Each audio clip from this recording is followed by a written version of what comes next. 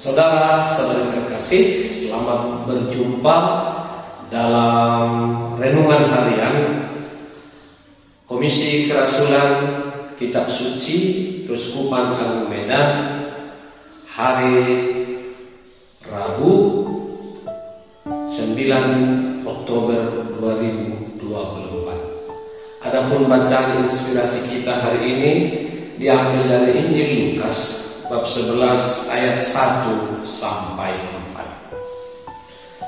4. Pada suatu kali Yesus sedang berdoa di salah satu tempat. Ketika ia berhenti berdoa, berkatalah seorang dari murid-muridnya kepadanya, "Tuhan, ajarilah kami berdoa sama seperti yang diajarkan Yohanes kepada murid-muridnya."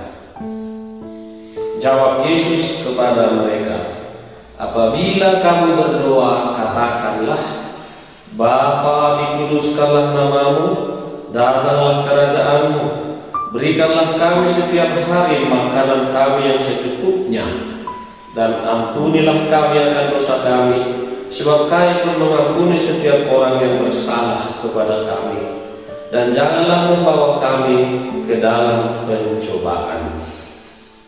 Demikianlah sabda Tuhan. Terpujilah Kristus. Saudara-saudari yang dikasihi Tuhan, doa atau berdoa adalah sesuatu yang sangat fundamental, sangat mendasar bagi setiap orang Kristen, setiap orang yang percaya. Murid-murid Yesus adalah orang-orang yang mau mengikuti Yesus, mau meniru Yesus, dan mau mengenal siapa Yesus dan siapa yang mengutus dia ke tengah-tengah dunia.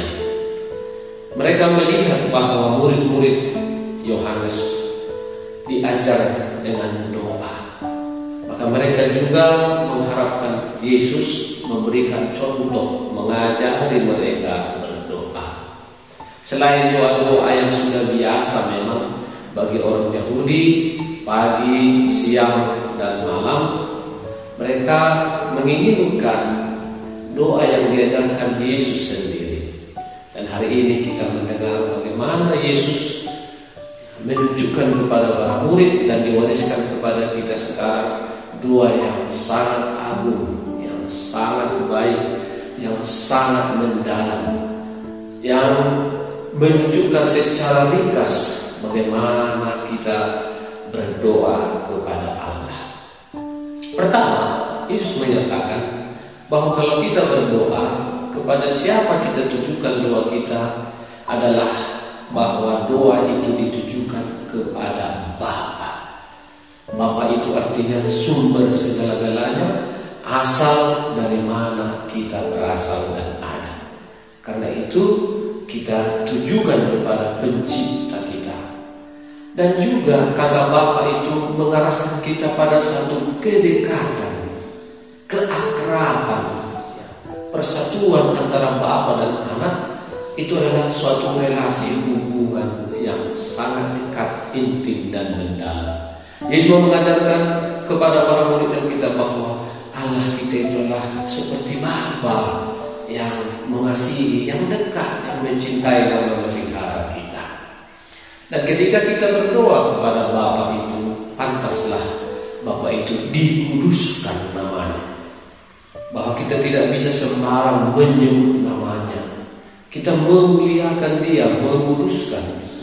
Dia adalah Bapa yang kudus, bukan Bapa duniawi, tapi Dia adalah Bapa yang kudus, yang suci. Kita masuk ke dalam rahasia Allah ilahi yang kudus, yang suci. Dan kita harapkan bahwa dalam doa kita selalu supaya kerajaan Allah lah yang hadir di tengah-tengah kita, bukan kerajaan manusia atau kerajaan siapapun, tapi melulu dan hanya kerajaan Allah. Dan kerajaan Allah itu adalah kerajaan di mana kita dapat hidup rukun dan damai. Kalau Allah yang menguasai, merajai seluruh hati kita, pikiran kita, merajai cita-cita dan perbuatan kita, kita akan mengalami damai dan sukacita. Dan bukan kehendak kita masing-masing, tapi kehendak Tuhanlah kiranya yang terjadi. Sering bahwa dalam kehidupan kita malas atau jarang berdoa, kita merasa meyakini doa kita tidak semua dikabulkan Tuhan. Karena apa? Karena kita hanya menginginkan supaya jadilah kehendak kita, bukan kehendak Tuhan. Padahal Tuhan tahu apa yang terbaik, apa yang pantas, apa yang layak, apa yang cocok untuk kebutuhan kita. Selanjutnya Yesus mengajarkan para murid dan kita, kalau kita berdoa, supaya memang kebutuhan makanan, minuman itu penting, rezeki itu penting, baik itu makanan, minuman dan segala hal yang menyangkut kebutuhan fisik kita. Ya, bahwa kita harus berdoa juga supaya tanam-tanaman kita, usaha-usaha kita menghasilkan sesuatu yang dapat memberi kita makan, entah membeli atau juga mengusahakan dari semua yang hasil kerja tangan kita dapat menjadi sumber kesehatan kehidupan bagi tubuh kita, jasmani kita. Dan sesudah tubuh jasmani itu perlu juga ya, berilah kami makanan kami yang secukupnya. Kemudian aspek spiritual, bahwa kita perlu juga ya, mengampuni sesama, mengampuni, mohon ampun juga kepada Tuhan atas segala dosa-dosa kita. Kalau kita berkutat dalam kesalahan, kelemahan, kekurangan kita, ketidaksadaran akan kelemahan kita, pelanggaran kita, maka rezeki yang berasal dari Tuhan tidak akan dapat sampai kepada kita. Hanya dalam semangat damai yang rekonsiliasi dengan Tuhan dan juga semangat damai dan rekonsiliasi dengan sesama, kita bisa mendapatkan berkat dan berlimpah dari Tuhan. Maka perlu mengampuni dosa, supaya diampuni dosa kita, seperti kita juga mengampuni orang-orang yang bersalah kepada kita. Dan selanjutnya Tuhan mengharapkan supaya kita berdoa senantiasa kita dijaga, supaya kita jangan masuk ke dalam pencobaan.